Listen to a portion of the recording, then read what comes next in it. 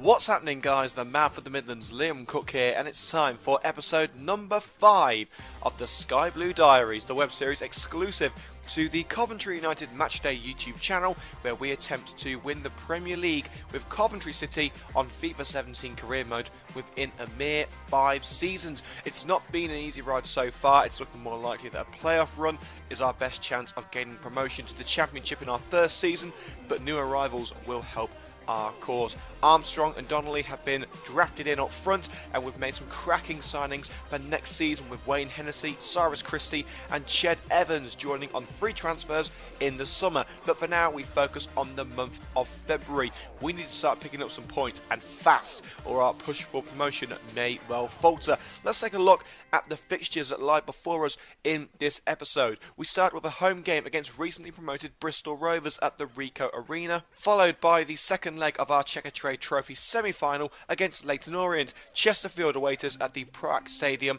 Then it's a trip to Sixfields, Coventry's home for over a year. 2 games in 2 days, midweek round off the month. First Port Vale at home, and a trip to Bramall Lane will end episode 5.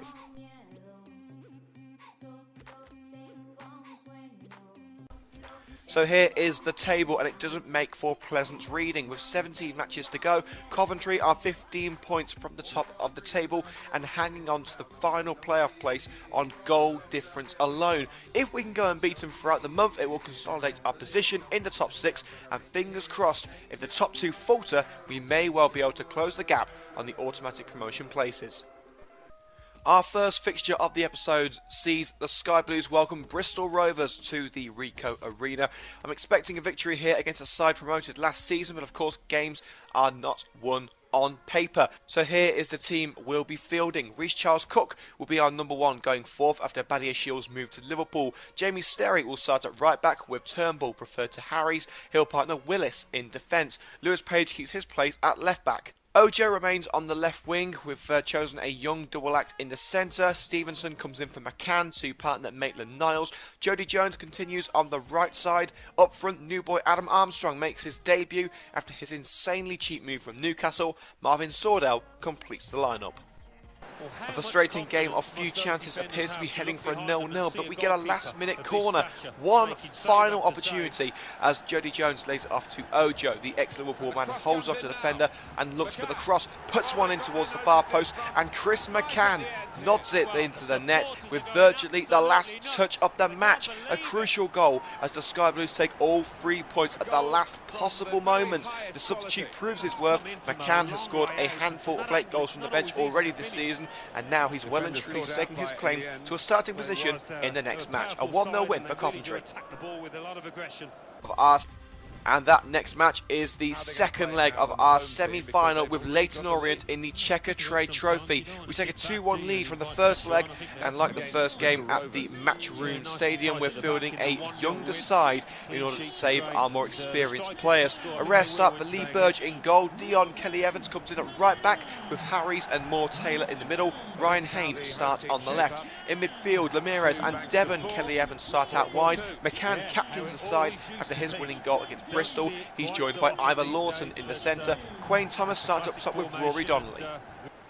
Like the Bristol game, we grab a goal from a corner. McCann swings it in from the right. Quayne Thomas gets his head on it, but can't divert it towards the goal. Ramirez nods it towards the net, but only finds the crossbar. And eventually, Rory Donnelly puts the ball into the net. A rather lucky goal for the Sky Blues, but our aggregate advantage is increased. Donnelly with his first goal since his return to the club.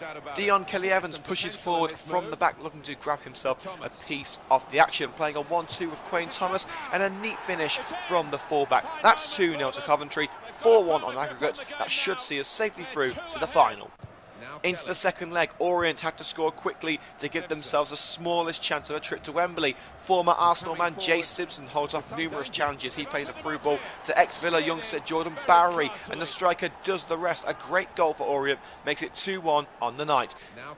But our ticket to Wembley remains intact. We make sure of victory with a third goal. Ivor Lawton cuts in from the right-hand side, looking for an option, finds Bigger-Romana, one-on-one with Sizak, and a powerful finish. A comfortable win for the Sky Blues means for the first time in 30 years, Coventry City will play at Wembley. But Wembley will have to wait. The Proact Stadium is the venue for our next game away at Chesterfield. We bagged ourselves 2 wins from 2 games in February so far. Can we keep up our 100% record for this month? Well, the regular starters return for this fixture, with only Chris McCann keeping his place after the win over Leyton Orient. As we head towards half-time, Lewis Page is bundled to the ground by Luke O'Neill. A penalty kick is the result, and you know who's going to take it. Up steps Adam Armstrong on his second appearance for City since his return to the club. The number 9 fires towards the keeper's right to give the Sky Blues a 1-0 lead before half-time.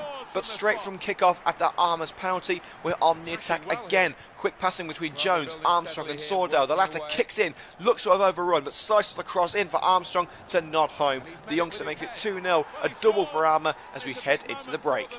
It takes us a while to get going in the second half, but an incredible run from Shea Ojo provides Marvin Sordell with a great opportunity to score. The striker hesitates, his shot is blocked, but a first-time effort from Ainsley Maitland-Niles ensures the move does not go to waste. A special strike from the midfielder, and it's 3-0 to the Sky Blues. Don't think we're finished there. Jamar Dixon sprints down the right, plays a ball into the centre with Sordell, who quickly dispatches to Armstrong. And you know what's coming up next. Hat-trick for Armstrong. He's back. Armstrong proves critical again as he threads a through ball to Bigger-Romana, and Biggie makes it 5 in a dominating display. It's all too easy for City, and there's still time for goal number 6. Where are all these goals coming from? Seriously, well, we know where 4 of them are coming from anyway. Ojo with an inch-perfect pass to Armstrong, and a first-time touch sends it past the keeper. He's a striker, a Geordie striker, and Armstrong is his name. He may not be enjoying the most fruitful of loan spells at Barnsley in real life, but he's back among the goals and back at Coventry City. Final score at the Proact Stadium: Chesterfield 0, Coventry City 6. We're on the road again, and this is not a ground I want to be at. Six Fields, home of Northampton Town Football Club and formerly Coventry City. Thanks to Coventry's so-called owners, the club were forced to play their home games at this venue for over a year. It was one of the worst periods in my life and the lives of thousands of Coventry City fans. I just want to get the win and get out. We stick with the same side as a 6-0 win at Chesterfield, so here's hoping we can grab a similar result here. Well, we take the lead at Sixfield as Maitland-Niles wins the ball back in a dangerous area, finds Sordell in the box, and somehow the striker manages to squeeze it in at the far post. The keeper is not going to be happy with that one, but we can't hang on to our lead. The Cobblers score in superb style. A sensational run by Potter, still going, cuts into the box, gliding past every defender in his way. He stabs it over to Ravel, well saved by Charles Cook, but we just can't seem to clear the ball. Long range strike from John Joe O'Toole hits the bar, poor control from Willis, and Ravel punishes City by banging the ball into an empty net. A disappointing goal to concede, and 2 points dropped as our 100% record in the month of February comes to an end. It is. You'd like to try and defend him, but he just... Can we get back to winning ways at home to local rivals Port Vale? Our visitors are level on points with us and currently lie in 7th place, just outside the playoffs, so a win will give us some breathing space in the top 6. We've gone for a mixture of established stars and youngsters. The likes of Burge, Harries, Haynes and Quain Thomas come in, with regular first teamers such as Stevenson and Bigger-Romana providing some quality in the middle. It's a risk resting our star players, and we get caught out just 5 minutes in.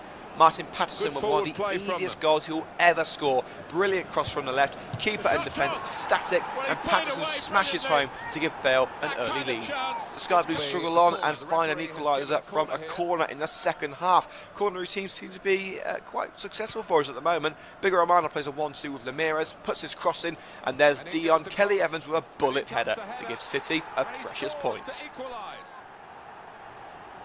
Now this is why we rested players against Vale. Sheffield United away. One of the toughest matches of the season. We really could do with blunting the blades here as we attempt to claw back as much of the deficit as we can. You can tell Armstrong is back in the side. The Geordie striker glides through the defence. He's just out-muscled by 2 Sheffield defenders, but they take their eye off Maitland-Niles, who fires the Sky Blues in front. His 4th league goal of the season. But as has happened so many times this season, City get pegged back straight from the kickoff. We can't stop the run of Chapman, who seems invincible in the middle. He releases Walensky in the box, and the striker does the rest. The turnaround is completed by an ex-Sheffield Wednesday man, Caelan Levery, who we're actually thinking about making a move for in the January transfer window. He finds the ball in the area, and a powerful strike past Reece Charles Cook makes it 2-1 to the Blades. But just before half-time, City catch a lucky break as Marvin Sordell is forced to the ground in the penalty area, and there's only one man I can trust to take this. Adam Armstrong thrashes it in. Simon Moore rooted to the centre of the goal, 2-2 at the interval. As we head towards the final whistle, we take control of the game, but Coventry struggle to find the third goal. That is until Marvin Sordell cuts in, looks to fire one towards goal. He's tackled before he can get his shot away, but Armstrong picks up the pieces and drives the ball low and hard into the bottom corner. The pendulum swings back into the favour of the Sky Blues, and we're not done yet. Jody Jones intercepts a Sheffield throw. He plays it into the box with Sordell is waiting. The striker puts it on a plate for Armstrong to complete his hat-trick and put the cherry on a very impressive kick for the Sky Blues. 4-2 at Bramall Lane, not a bad result. And that brings us to the end of this episode, an unbeaten month for Coventry City. Let's recap the results. A late McCann winner gives us a 1-0 triumph at home to Bristol Rovers. Wembley awaits in March thanks to a 5-2 aggregate win over Leyton Orient in the Checkatrade Trophy.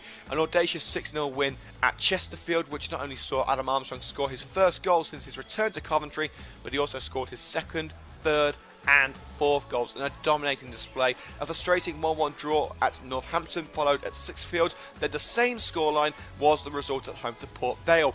February ends in style with a 4-2 win at Sheffield United.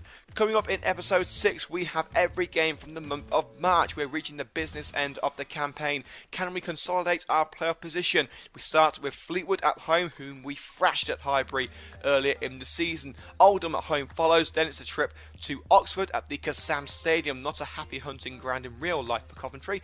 AFC Wimbledon travel to Coventry on the 25th. The Sky Blue Army will be treated to the worst away stand of the season at Gillingham, and will round off March with a midweek clash at home to Millwall. That's all for now. Don't forget to hit that like button below the video if you enjoyed it. Comment below. Subscribe to Coventry United Matchday on YouTube for more exclusive footballing content. And of course, don't forget to follow me on Twitter at @TheRealLiamCook. Catch us next time as we write the next chapter of the Sky Blue Diaries.